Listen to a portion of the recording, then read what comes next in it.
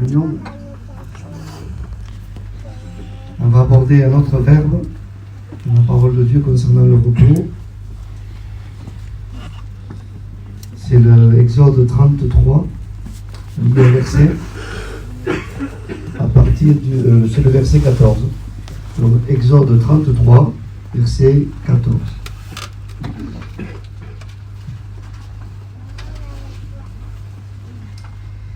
L'Éternel répondit, donc à Moïse, je marcherai moi-même avec toi et je te donnerai du repos. Amen. Et là, mes frères et sœurs, mes amis, ce repos, on va l'illustrer, c'est un verbe qu'on appelle en hébreu noar. Ça a donné le mot Noé. Le verbe noar, on retrouve cette vérité en Genèse 5, verset 28 à 31. Lémec, père de Noé, va engendrer Noé. Il engendre Noah, le repos.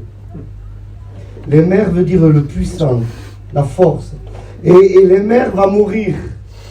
Il va laisser la place à Noé. Et vous savez à quel âge il va mourir, Lémec? La puissance humaine, la puissance de la méthode, la puissance de la religion. Il faut que ça meure pour laisser toute la place au repos de Dieu. Et Lémec va mourir à 777 ans. Alors, 7. Le repos, c'est le 7e jour, vous avez compris. Le mot Sheva, 7 en hébreu, c'est Christ. C'est la perfection de Christ, puisque selon Deutéronome 6, verset 4, Shema Israël Adonai Elohinu Adonai Echad, Dieu est un.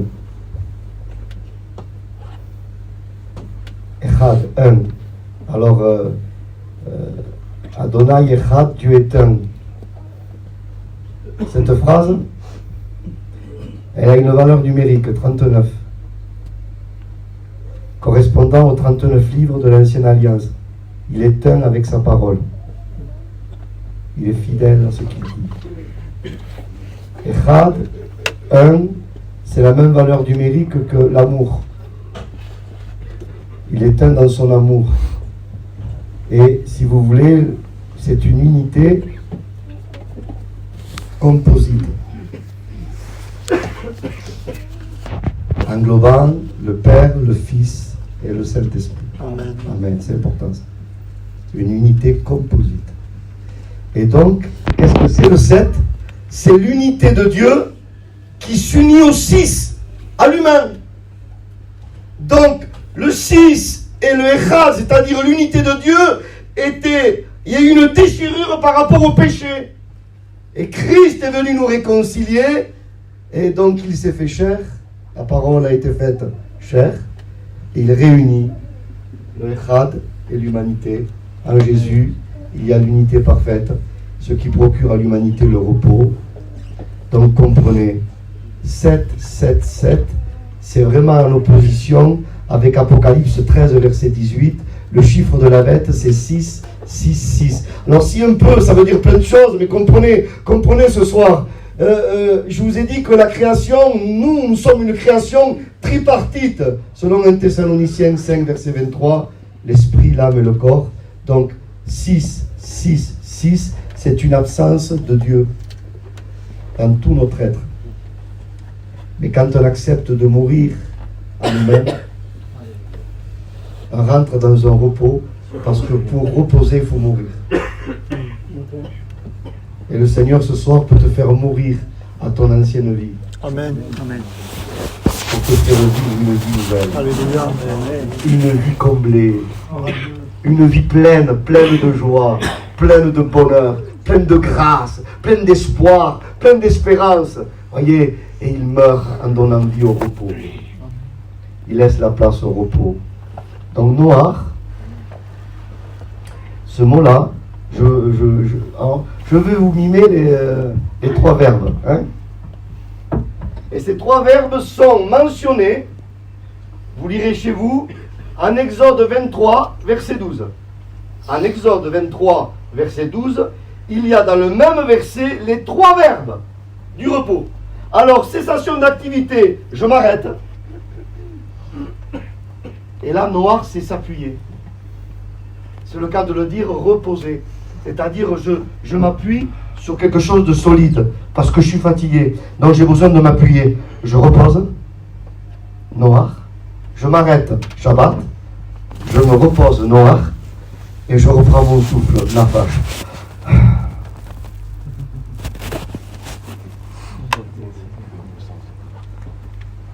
C'est un appui.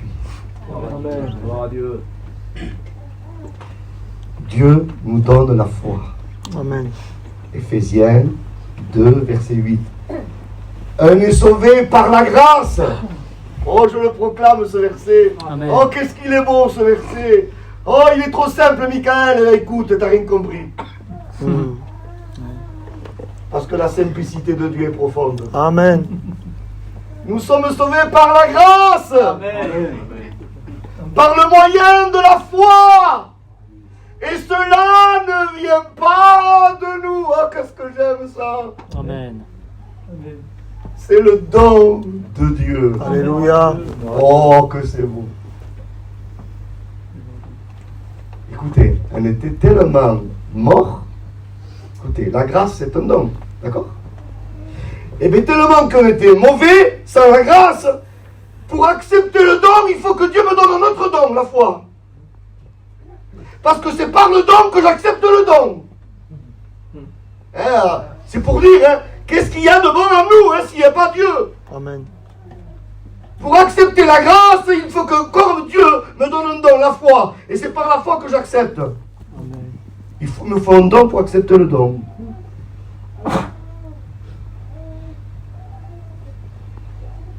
Tout vient de Dieu ce soir. Alléluia. Il faut que tu te reposes sur la parole.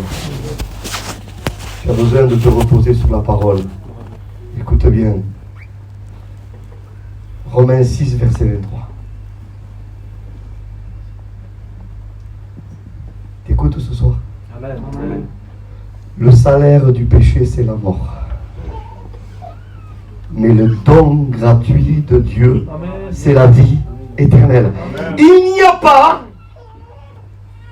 d'équivalence verbale. Pour la condamnation, c'est un salaire. Vous savez ce que ça signifie quand un ouvrier travaillait, on lui payait son salaire parce qu'il était méritant du salaire. La condamnation, on le méritait. Mais pour le don, pour la grâce, pour le salut, ce n'est pas un salaire. Ça veut dire que la vie éternelle, on ne la méritera jamais. C'est un don. Amen. Jamais la vie éternelle sera un salaire. Parce que si c'est un salaire, je le mérite. Non, c'est un don de grâce. Reçois le don ce soir. Alléluia. Reçois le don, reçois le tout accompli. Viens à lui, viens à Christ. Il a tout fait, il a tout accompli. Nous vous en supplions. Soyez réconciliés avec Dieu. Oh, nous vous en supplions. Amen. La foi. Je ne veux pas trop vous embrouiller avec les mots hébreux. Mais le fondement de la foi on dit Neeman en hébreu, ou Aman, et Emouna, c'est 2 mots qui sont mentionnés d'ailleurs, qui sont en allusion en hébreu 11, verset 1er. La foi est une ferme assurance, elle est une démonstration. Si c'est une ferme assurance, ça sera une démonstration. La foi, c'est la vérité qui la donne. Le émet, vérité. Et la foi s'appuie sur la vérité. Sanctifie-les par ta vérité, ta parole Amen. est la vérité, Jean 17, verset 17. Ta parole est la vérité. La foi s'appuie sur ce qui est solide, sur ce qui tient debout, car la vérité, elle tient debout. Amen. Le mensonge, ça ne tient pas debout. En dehors de Christ, je veux le dire, proclamer haut et fort ce soir, en dehors de Christ, il n'y a que du mensonge. Il n'y a rien qui tienne debout en dehors de Christ. Le seul qui tient debout, c'est Christ. Parce qu'il est le chemin, il est la vérité et il est la vie. Et nul ne vient au Père que par lui. Amen. Vous savez, il y a un dicton dans le monde qu'on dit, le mensonge ne tient pas debout. La vérité, ça tient debout. Et bien cela vient de l'hébreu.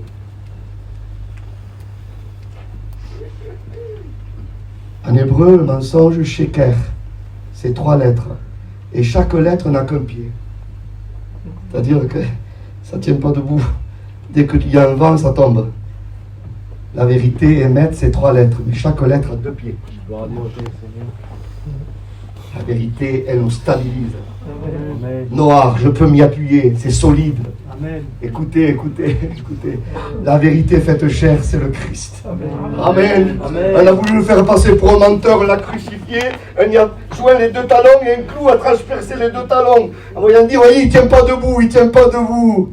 Oui, c'est sûr, oui. Jean le voit glorifié. En Apocalypse 5, verset 6. Il voit l'agneau immolé, sacrifié. Mais paradoxalement, si l'agneau est sacrifié, il devait être couché. Mais dans le texte littéral, il le voit sacrifié et il le voit debout. Oui, il est debout au siècle des siècles. Il est debout parce qu'il est la vérité. Il est inébranlable. Amen. Alléluia. Tu es debout parce qu'il est debout. Tu es assis dans les lieux célestes parce qu'il est assis. Alléluia, il tient debout. Il faut s'appuyer sur la vérité. Amen. 2 Timothée 3, verset 16. Toute écriture est inspirée de Dieu. C'est le souffle de Dieu qui a inspiré les Écritures. Toute écriture, il dit, écoutez, quelques secondes de plus, Hébreux 1, verset 3, il soutient toutes choses par sa parole. Alléluia. Sa parole soutient toutes choses et la foi s'appuie Amen. sur la vérité. Et qu'est-ce que c'est la foi? On en parle un peu, vous permettez? Amen. Le plus grand ennemi de la foi, c'est la croyance. Parce que la croyance est religieuse. La foi, c'est l'excellence, c'est l'authentique croyance, c'est plus que croire. Voyez, la foi, c'est un fondement qui vient de Dieu. La foi est une ferme assurance et une démonstration. Elle est vivante, la foi. Elle est permanente, elle est absolue. Peut-on être plus sûr que sûr? Vous voulez un exemple?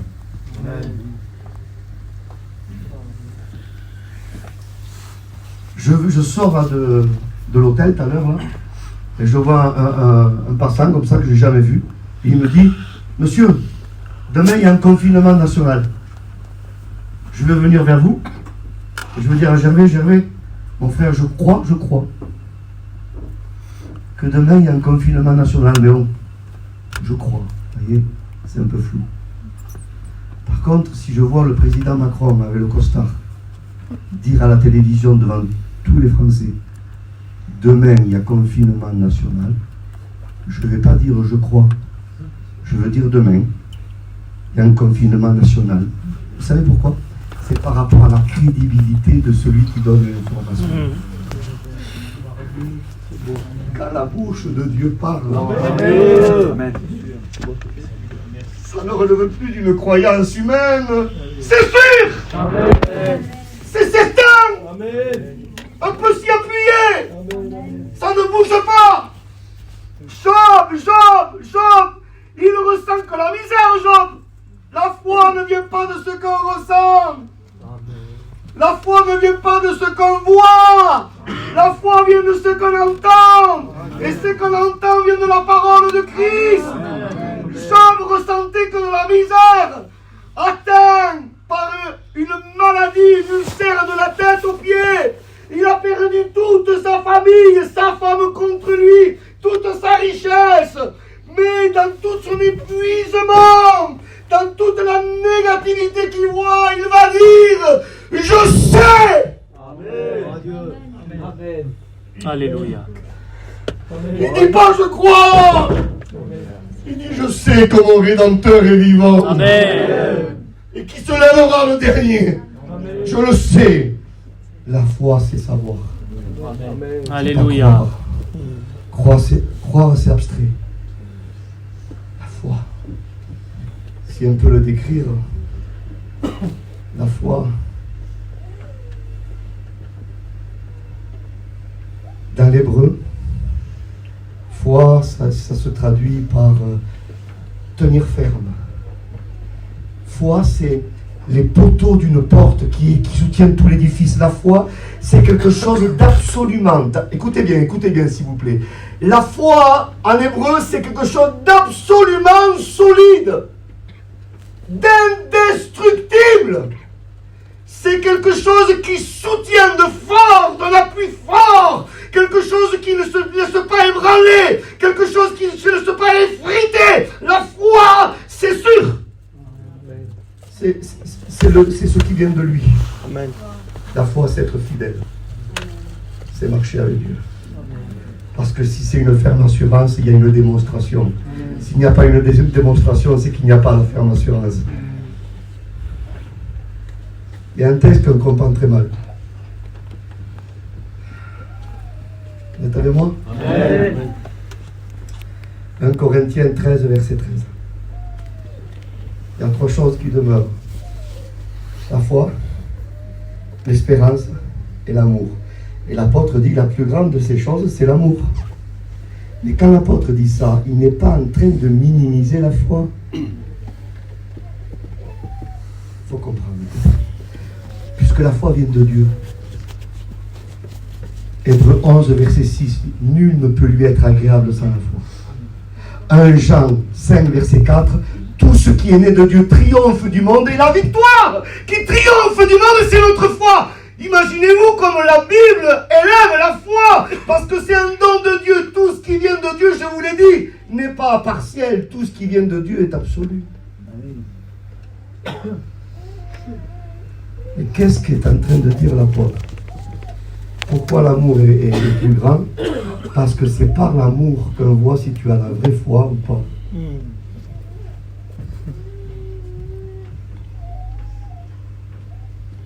Vous êtes avec moi? Amen. Jacques 2, verset 17. La foi sans les œuvres, elle est morte en elle-même. Les œuvres, c'est l'amour. Jacques 2, verset 18, il dit, montre-moi ta foi sans les œuvres.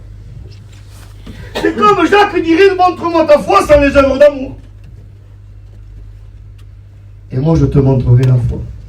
Le pronom est différent. Montre-moi ta foi, celle que tu crois avoir, et moi, je te montrerai la foi par les œuvres.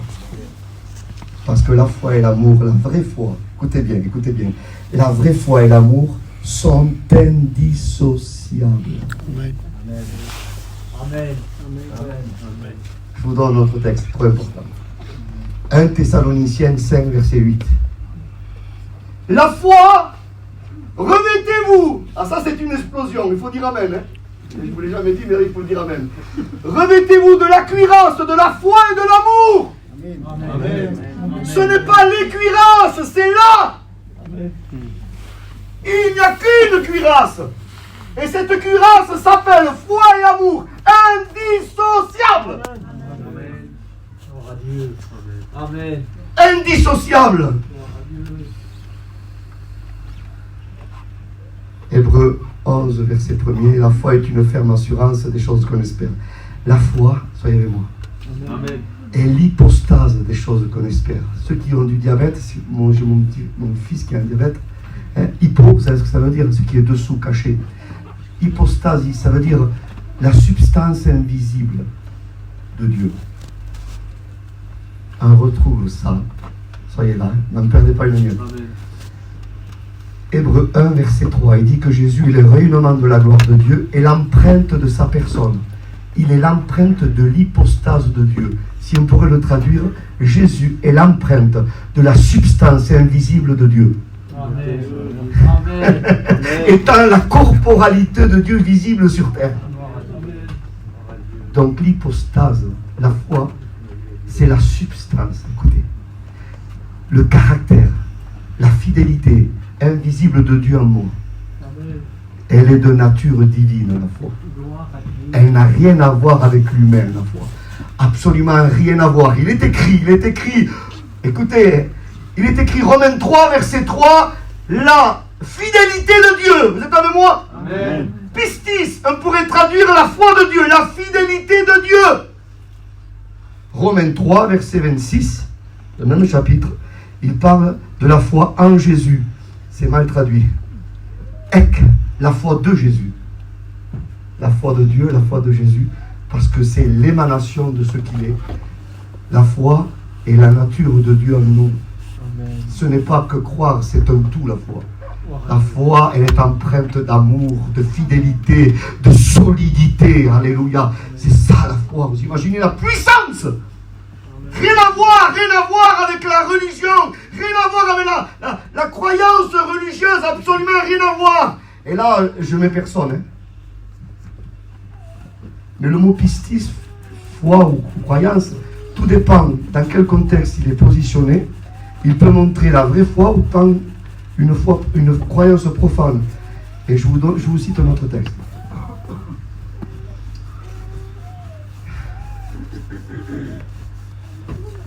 Ce texte, Jacques 2, verset 19. Il dit que les démons croient et ils tremblent. Et c'est le mot pistis. On pourrait traduire, mon frère, les démons ont la foi, mais les démons n'ont pas la foi. Parce que s'ils auraient la foi, ils auraient été fidèles à Dieu. Ils ont dégradé de la fidélité à une croyance profane. Mais nous avons la foi. Amen. Dieu nous a fait ce don. Je termine encore avec un autre texte pour vous montrer que la foi et l'amour, c'est indissociable. C'est pour ça qu'il dit que la plus grande des choses, c'est l'amour, parce qu'on voit la foi par l'amour. J'ai cité ce texte avec les frères. Galates 5, verset 25. Il dit, si vous vivez par l'esprit, marchez aussi selon l'esprit. L'apôtre n'est pas en train de dire que c'est possible de vivre par l'esprit et de marcher par la chair. Non. Il dit, si tu prônes que tu marches, que tu vis par l'esprit, montre-moi-le. Parce que si tu ne marches pas selon l'esprit, je ne peux pas te croire. Tu ne vis pas selon l'esprit. Tu ne peux pas vivre et ne pas marcher. Ah oui. Ce qui va prouver ta vie, c'est que tu marches. Amen. Acte 17, verset 28. Je ne vais pas aller trop vite.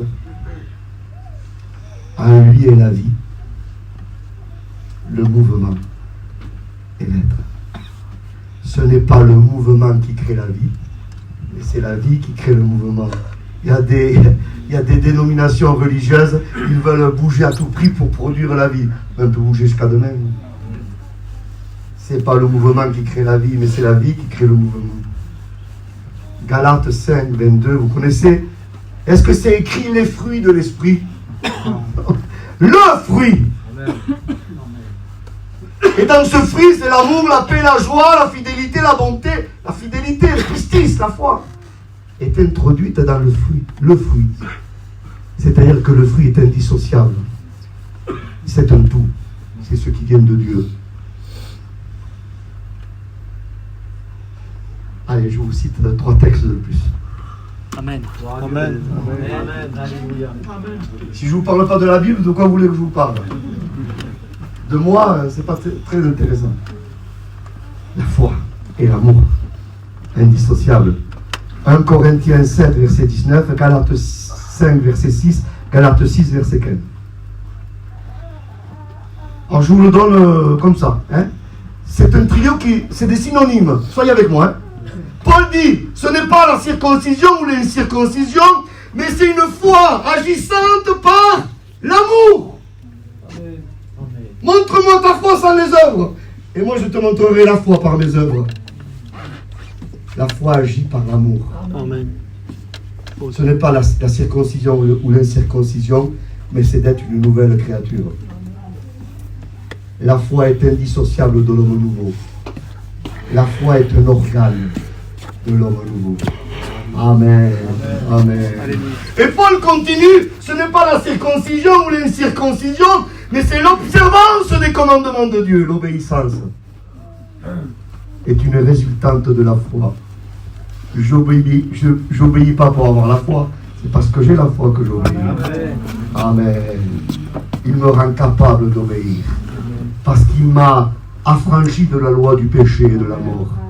Oh, que c'est merveilleux. Qu'est-ce que c'est la foi? C'est savoir. Non, je m'appuie sur la vérité. Ce que Dieu me dit est plus vrai que tout ce que je peux voir et ressentir. Amen. On a parlé des murs de Jéricho. Je crois que c'est Gervais qui a parlé de ça. Ils ont sonné du chauffard et ils ont vu le mur s'écrouler avant qu'il s'écroule. Mais c'est fou ça! Dieu avait dit que s'il ferait comme Dieu avait dit, le mur allait s'écrouler. Et avant qu'il s'écroule, ils ont poussé des cris de joie. Mais c'est des fous ça! Parce que la foi, elle voit ce qui est invisible. Ils ont vu le mur s'écrouler avant qu'il s'écroule. Et parce qu'ils l'ont vu s'écrouler avant qu'il s'écroule, il s'est vraiment écroulé. C'est pas vois et tu crois, mais c'est crois et tu vois. Amen. Amen.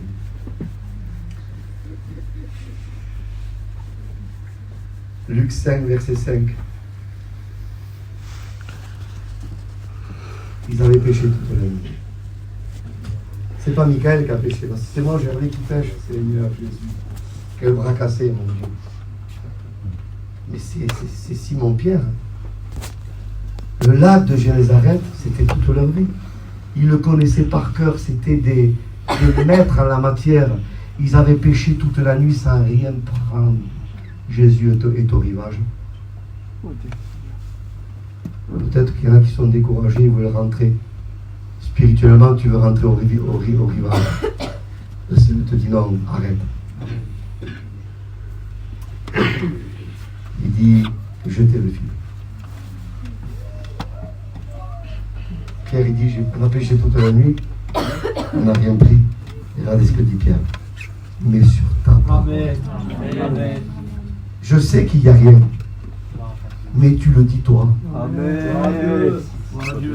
Il n'est pas un homme pour mentir, ni un fils d'homme pour se repentir. Ce que Dieu te dit est vrai, plus vrai que le visible, plus vrai que le palpable, plus vrai que le monde matériel. C'est plus vrai que ça. Tout passera, tout ce qui est visible passera, mais sa parole est éternelle, elle est un fondement éternel. Ce qui sort de la bouche de Jésus, on peut s'y appuyer totalement, parfaitement. Sur ta parole, je jette le filet. Il a jeté le filet. Et les poissons ont été attirés. On a parlé de l'attraction. Regardez comment le Seigneur est pédagogique avec Pierre. Une fois qu'il lui fait vivre ses expériences, le filet craque. Qu'est-ce qu'il a fait, Pierre? Jeter le filet. Je ne sais pas s'il a jeté du style ou pas. Mais Jésus, après la pêche miraculeuse, soyez avec moi. Il lui dit à Pierre, désormais, je ferai de toi un pêcheur d'hommes vivants. Ça veut dire, Alléluia. de la même façon que tu as pêché ces poissons, que tu n'y es pour rien, tu as juste jeté le filet, et c'est moi qui ai l'attraction. Amen. De la même façon, tu n'auras juste à prêcher de ma parole. Et c'est moi qui remplirai les églises. C'est moi qui remplirai les séminaires. C'est moi qui remplirai les missions. C'est moi qui ajouterai chaque jour des âmes sauvées. C'est moi qui attirerai les poissons à l'intérieur. Alléluia. On n'a pas besoin de s'agiter pour prêcher, mes frères. Si vous seriez mes frères, je le dis, je parle en famille ce soir. Comme je suis reposé quand je prêche l'évangile. Parce que je sais tellement que cela est suffisant. Oh, je sais que ça c'est une bombe atomique. Je sais que je prêche quelque chose de puissant. Je prêche la bouche de Dieu. Amen. Alléluia. Qu'est-ce que va faire le prédicateur? Jetez le filet, mes frères. Et effacez-vous. Amen. C'est lui qui remplit. C'est lui qui remplit. Mes frères, c'est ça. En Matthieu 14, je vais bientôt terminer. Jésus marche sur l'eau. Et Pierre est là. Et Pierre dit à Jésus, mais ordonne que je vienne vers toi. Et Jésus ne dit pas une grande prédication. Mais ça sort de sa bouche. Et il lui dit, viens. Je vous pose une question. Est-ce que Pierre a marché sur l'eau? Non. Pierre a marché sur les paroles de Jésus. Amen. Parce que le liquide ne peut pas porter le solide. Vous m'excuserez. C'est plus qu'un miracle. C'est une réalité. Pierre a marché sur les paroles de Jésus. Jésus l'avait dit, c'est des fondements. Les socles ont soutenu les pieds de Pierre. Sa parole qui a été émise par Jésus est devenue des socles où Pierre a pu marcher. Noir, je m'appuie. Je m'appuie sur l'écriture. Amen. Amen. Je m'appuie sur l'écriture. Alléluia. Rien d'autre, l'écriture. Rien d'autre. Rien d'autre que l'écriture. Je m'appuie sur lui. Appuie-toi ce soir. Ce que Dieu te dit, appuie-toi. Dieu n'est pas dans le sensationnel. En 1 Roi 19, Élie, il est découragé, vous connaissez l'histoire, je passe vite. Il est devant la montagne, la grotte où il était. Et puis il dit, un tremblement de terre passe, du feu passe, un vent passe à fendre les rochers. Beaucoup savaient. Dieu n'y était pas. Mais après, derrière ça, un murmure doux et léger. Et là, Dieu était. Regardez-moi. Dieu n'était pas dans le visuel et le sensoriel. Dieu était dans ce qu'on entend. Dieu se manifeste dans ce qu'on entend. Un murmure doux et léger. Et on pourrait le traduire, si vous permettez, un bruit de silence. Et là, si vous voulez, Élie est devant la révélation future. De la révélation du Messie souffrant. Ésaïe 53, verset 7, il n'a pas ouvert la bouche. Le silence de Dieu a détruit le bruit de l'adversité. Amen. Je ne sais pas quel est ton bruit dans ton cœur. Alors il y a plusieurs explicatives et j'en donne qu'une ce soir. Qu'est-ce que c'est alors ce tremblement de terre, ce feu et ce vent? C'est ce qui était à l'intérieur d'Élie. L'annonce de Jézabel l'avait terrifié. Et Élie avait tout ce bruit. Vous imaginez? La peur, le tremblement de terre, le feu, c'est-à-dire la guerre contre les prophètes de l'Éternel. Le vent, l'esprit de Jézabel qui fend les rochers. Juste une annonce d'une femme diabolique. Et Dieu, dans sa grâce, a extériorisé le bruit qu'avait Élie à l'intérieur de lui. Et lui a fait voir devant ses yeux. Voilà ce qui est en toi. Je t'en libère. Parce que moi, je ne suis pas dans ça. Et c'est mon murmure doux et léger qui va détruire le bruit de Jézabel. Amen. Que le bruit de l'agneau qui s'est tué à la croix pour toi brise en toi tout bruit étranger dans le nom de Jésus. Amen. Alléluia. Gloire à Dieu. Alléluia. Oui, la foi est quelque chose de sûr. Abraham, je donnerai que cette expérience.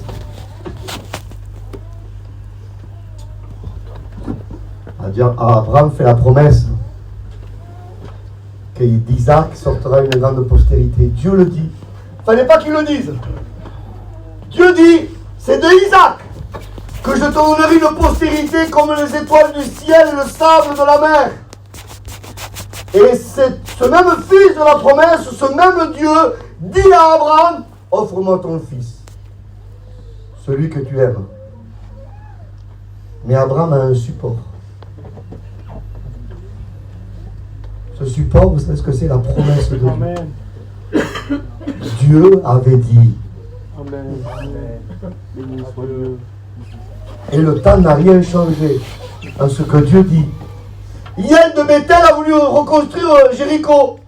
Mais Dieu avait dit, attention, Celui qui reconstruira Jéricho, il en payera de son fils aîné et cadet.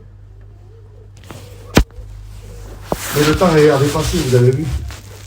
Mais qu'est-ce qu'elle a dit? Qu'est-ce qu'elle a dit? Sa parole est permanente. Le temps n'efface pas sa parole. Dieu avait dit à Abraham, c'est d'Isaac que je te donnerai une postérité. Abraham s'y appuie. Et Dieu dit maintenant, offre-moi-le un sacrifice. Vous savez ce que fait Abraham? Il scelle sa monture lui-même. Vous savez ce que ça signifie? Abraham était riche, il avait des serviteurs. C'était ses serviteurs qui scellaient sa monture. Mais Abraham veut faire vite. Il s'empresse de faire ce que Dieu lui dit. Parce qu'il s'appuie sur la promesse. Écoutez. Il fait les jours de marche que vous savez. Il voit le lieu de loin. Soyez avec moi s'il vous plaît. Ne ratez rien s'il vous plaît. Il voit le lieu de loin. Et vous allez peser après ce qu'il dit à ses serviteurs. Il se tourne vers ses serviteurs et il dit, attendez-nous là. Moi l'enfant revient. Mais qu'est-ce que Dieu demande à Abraham? Offre-moi-le, l'appel de Dieu est précis, en holocauste. Vous savez ce que ça signifie? Une offrande entièrement consumée. On a le bois, on a le feu ou l'agneau. C'est-à-dire, je m'explique. Abraham ne s'apprêtait pas simplement qu'à égorger son fils. Abraham s'apprêtait à égorger son fils, à y mettre le feu et attendre que le corps de son fils se consume totalement. Je ne veux pas être maladroit ce soir. Les cheveux, la peau, la chair, les nerfs, les os calcinés. Et il s'attendait. Maintenant, vous allez peser ce qu'il dit à ses serviteurs. Attendez-nous là. Moi, l'enfant revient. Abraham s'attendait. Parce que Dieu avait dit, il s'est appuyé. Dieu ne peut pas mentir. Il m'a dit que d'Isaac, il y aura une postérité. Et d'Isaac, il y aura une postérité. Et il dit, mais je fais ce que Dieu me demande. Mais Abraham s'attendait à revoir les os, comme Ézéchiel 37, de son fils se reconstituer. Les nerfs repoussés, la chair repoussée, la peau, les cheveux et le souffle. Il s'attendait à voir le corps de son fils se reconstituer totalement. Vous savez pourquoi? Parce que Dieu avait dit. Même si tu vois que dans les domaines de ta vie, tu vois tout calciné, écoute bien. Attache-toi à ce que Dieu a dit. Appuie-toi sur ce qu'il te dit. C'est vrai ce que dit Dieu. Alléluia, c'est vrai, c'est solide ce que dit Dieu. C'est un appui solide. Je voudrais qu'on s'appuie sur Christ. Amen. Permettez. C'est la dernière réunion, hein? Amen. Gloire à Dieu. Jean 4. La Samaritaine à Sichar. Hein, c'est beau ça. Il est beau ce texte. Et la Samaritaine, elle va puiser de l'eau en plein midi. Ça veut dire ce que ça veut dire. Elle a un lourd passé. Elle veut croiser personne. Mais il y a quelqu'un qui l'attendait au bord du puits. Écoute bien. Choisis ce soir la bonne part. Le puits de Jacob, c'est le puits du monde. Le puits de la religion. Le puits qui ne rassasie pas, qui ne désaltère pas.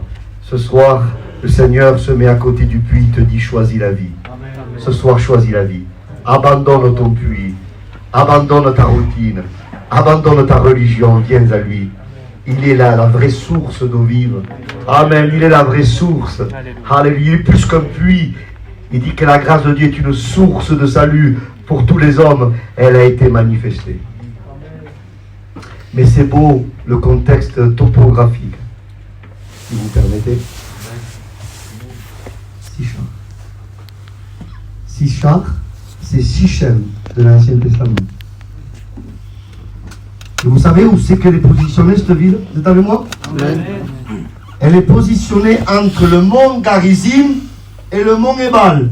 Deutéronome 27. Le mont Garizim était la montagne de la bénédiction. Le mont Ebal était la montagne de la malédiction. Et Sichem, comme par hasard, est entre les deux monts.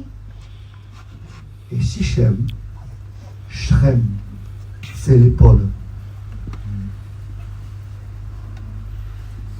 Et la topographie d'Israël nous montre le Messie. Parce que l'épaule attendue pour l'humanité, c'était l'épaule du Messie. Ésaïe 9, verset 5. La souveraineté reposera sur son épaule. Amen. Amen. Ésaïe 22, verset 22. Je mettrai sur son épaule la clé de la maison de David. Alors je vous mime ce soir. Il y a la montagne de la malédiction et Jésus est l'épaule. Shrem entre les deux, qui nous fait passer de la malédiction à la bénédiction. Amen. Il nous fait passer des ténèbres à son admirable lumière. De la mort à la vie. C'est son épaule qui fait ça. Gloire à Dieu. Son épaule merveilleuse, appuie-toi Amen. sur Christ.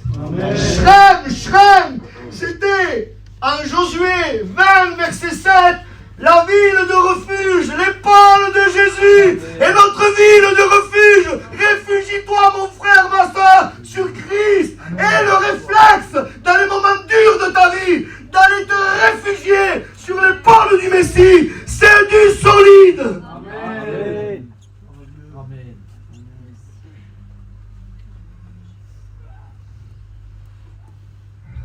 En Josué 24, verset 32, c'est à Sichem qu'on a déposé les ossements de Joseph. Espérance de résurrection, c'est son épaule qui nous ressuscitera par la puissance de l'Esprit Saint. C'est parce qu'il a porté notre misère que nous ressusciterons. Alléluia. Je voudrais citer un autre texte dans le négatif, mais toujours avec Sichem. 1 Roi 12, verset 1er.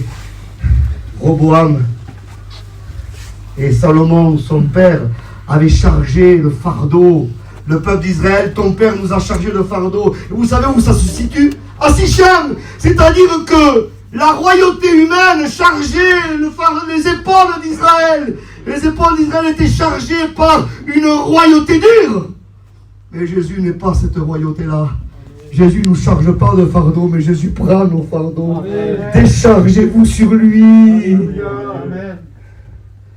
De tous vos soucis. Amen. Amen. Amen. Et lui-même prendra soin de vous. Amen. Alléluia. Décharge-toi sur lui. Appuie-toi sur lui. Oh Seigneur, que Dieu nous y aide. Dieu va appeler Abraham.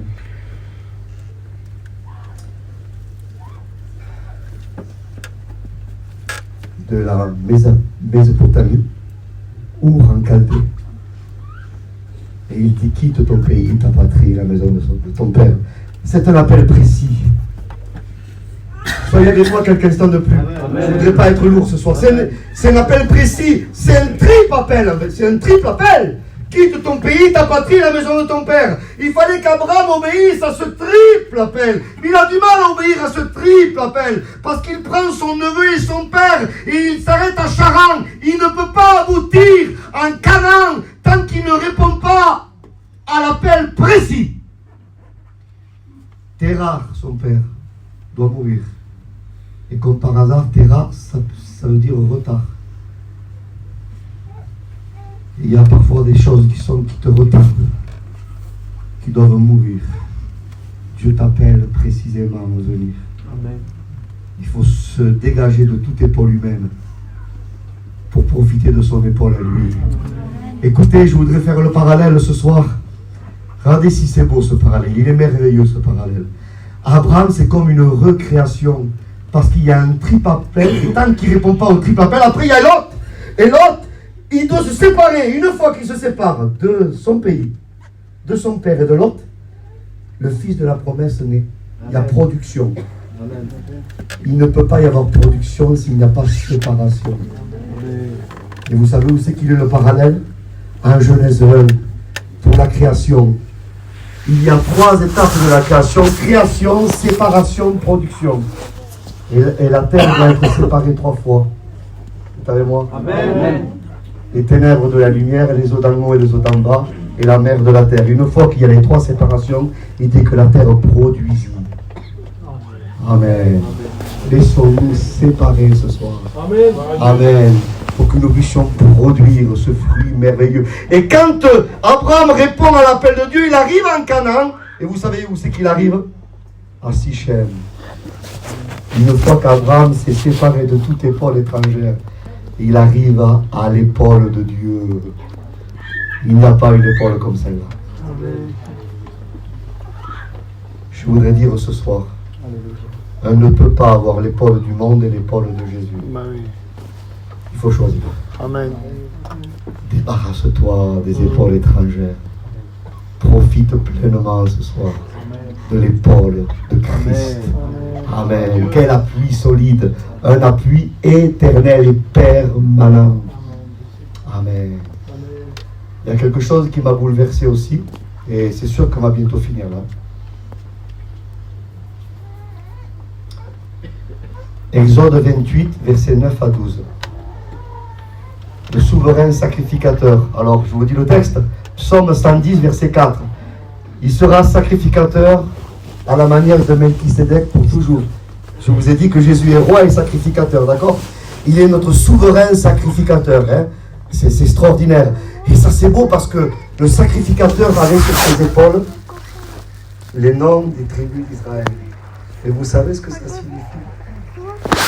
C'est que mon sauveur qui est dans le ciel me porte sur ses épaules. Amen. Je n'ai pas de mérite. Amen. Bruno, tu es là pour que toute une grâce comme moi et Christ te représente dans le ciel. Et ça que je dis, on n'est pas des fous. Il a ton nom inscrit sur son épaule. Il te tient sur ses épaules. Amen. Il te soutient sur ses épaules. Amen. Amen. Je vais terminer. Prends l'épaule ce soir. Prends l'épaule de Jésus. Amen. Il est souverain dans sa grâce. C'est une souveraineté absolue. La souveraineté reposera sur son épaule. Et le mot, là, il est mentionné qu'une seule fois dans toute l'écriture. C'est une souveraineté absolue. Qu'il n'était pas sur la terre et que Christ, il n'y a que Christ qui nous donne cette autorité. Quelque chose qui dure, qui persévère. C'est ça la souveraineté. Et ça, c'est l'épaule du Messie. Je sais que si je suis debout aujourd'hui, c'est pas par mes capacités humaines, c'est parce qu'il me porte. C'est parce qu'il me porte sur ses épaules. Alléluia. Alors, écoutez, c'est simple, je vous imagine autre chose. Amen. Si Jésus devait être l'épaule qu'allait relever l'humanité, vous êtes d'accord? Mais si Jésus reste au ciel, pour aider celui qui est par terre, il faut s'abaisser. Vous voulez être l'épaule de votre frère et votre soeur, il faut s'abaisser. Amen. Il ne faut pas être sur le piédestal et être l'épaule de quelqu'un. Il faut que l'épaule racle le sol. Si Jésus reste au ciel, il ne pouvait pas être notre épaule.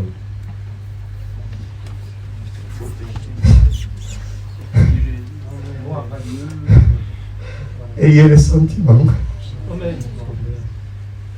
qui étaient en Jésus-Christ. Il n'a pas regardé comme une proie arracher son égalité avec Dieu.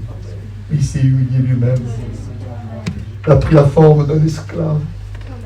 Il s'est abaissé lui-même pour être l'épaule de l'humanité. Il s'est abaissé au plus bas. Au plus bas, au plus bas. Vous savez pourquoi il s'est abaissé au plus bas? Pour relever le plus bas. Il a porté tous les péchés. Des péchés, écoutez, des péchés que dans notre peuple on n'oserait pas nommer là. Vous avez compris? Les péchés les plus abominables. Mets-toi dans ton esprit là, ce soir. Les péchés les plus abominables. Il a porté ces péchés.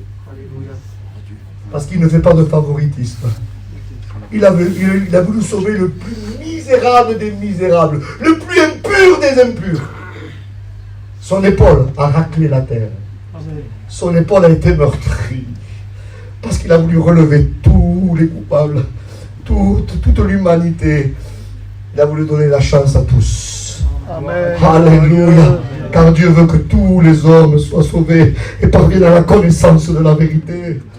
Il a fallu qu'il s'abaisse pour être notre épaule. Une épaule élevée, elle ne sert à rien. Il faut que l'épaule s'abaisse pour être efficace.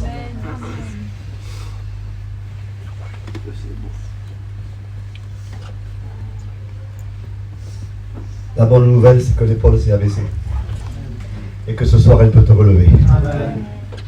Alléluia. Alléluia. Alors, je vous donne une lumière que le Seigneur m'a donnée. Amen. Hein? Amen. Et ça y est, t'as fini. Sichem, où est l'origine dans la Bible de Sichem? C'était un homme. Et on trouve son origine en Genèse 33, verset 19. Le père de Sichem, c'est Hamor. Vous savez ce que ça signifie, Hamor? Un âne. Et là, il faut que je m'explique.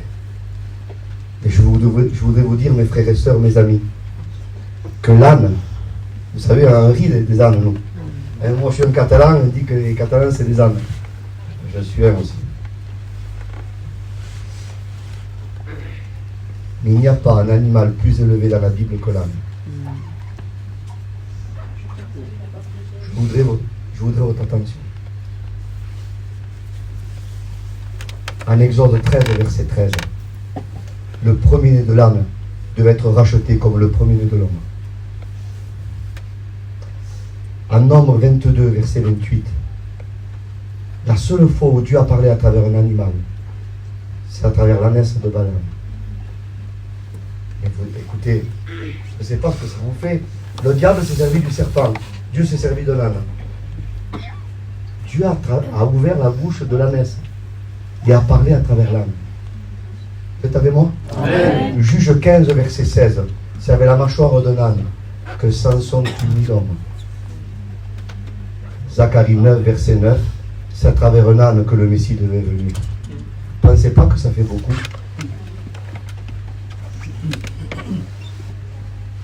Et là, s'il n'y a pas l'hébreu, on ne peut pas comprendre.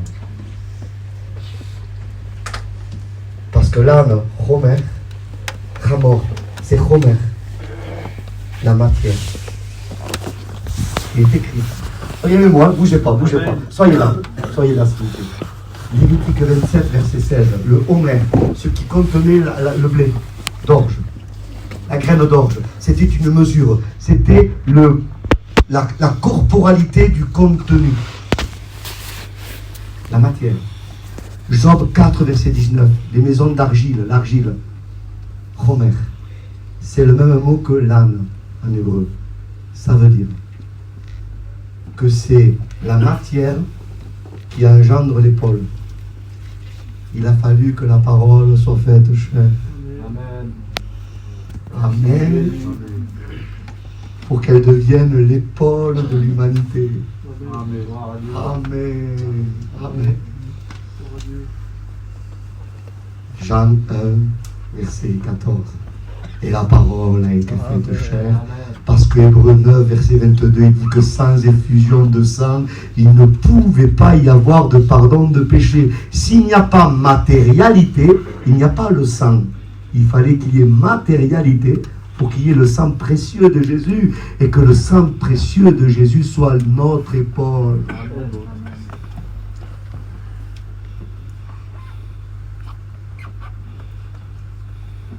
Qu'elle soit notre épaule. Écoutez. Je vous donne deux textes après. Ésaïe 52, verset 7, Genèse 2, verset 21. Il y a un beau parallèle, je vous les donne. Le mot chair, bassar, c'est le même mot que la bonne nouvelle. La bonne nouvelle en hébreu, Besora Tova, bassar. Ésaïe 52, verset 7, qui sont beaux les pieds de ceux qui annoncent la bonne nouvelle, de bonne nouvelle, bassar. Quel rapport entre la chair et la bonne nouvelle? Parce que c'est la parole qui a été faite chair. Qu'on peut annoncer aujourd'hui. La bonne nouvelle du Messie. Il s'est matérialisé pour devenir l'épaule de l'humanité, le Goël, avait le droit de rachat, mais il fallait qu'il soit de la même famille. La parole dans le ciel n'était pas de notre famille. Elle s'est matérialisée pour devenir familière à l'humanité. Pour être le Goël, celui qui nous libère, celui qui nous rachète. Alléluia. Alors, vous allez comprendre quelque chose de merveilleux. Vous permettez? Amen. Alors Jésus accomplit Zacharie 9, verset 9. Il vient sur un ânon. L'ânon représentait ce qu'il était en tant qu'homme. C'était prophétisé que le seul Messie allait amener la matière dans une totale obéissance jusqu'à être cloué sur la croix. Seul le Messie a amené la matière dans une totale obéissance jusqu'à être cloué, suspendu entre ciel et terre pour être pour nous cette attraction de salut.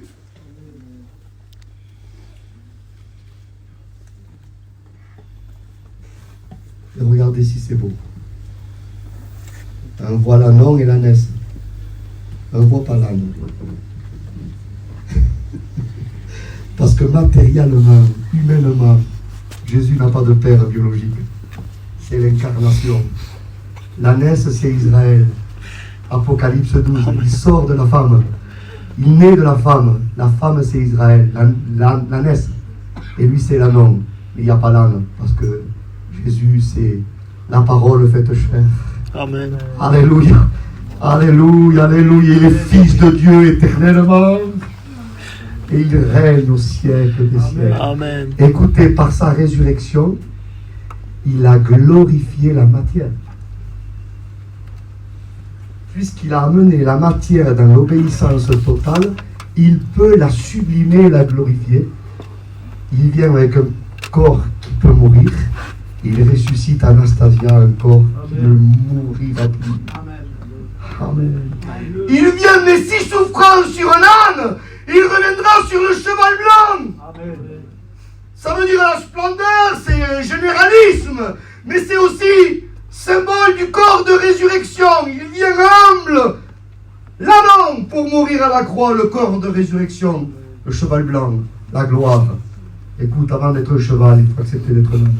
Amen. Il faut être humble. Amen. Vous savez, c'est Amen. avant l'élévation, il y a l'abaissement, je vous l'ai dit. Alléluia. Amen. Avant Enoch, il faut qu'il y ait Guéred, il faut qu'il y ait la descente. Ah oui. Suivons le Messie. Gloire à Dieu. Appuie-toi sur l'épaule du Messie ce soir.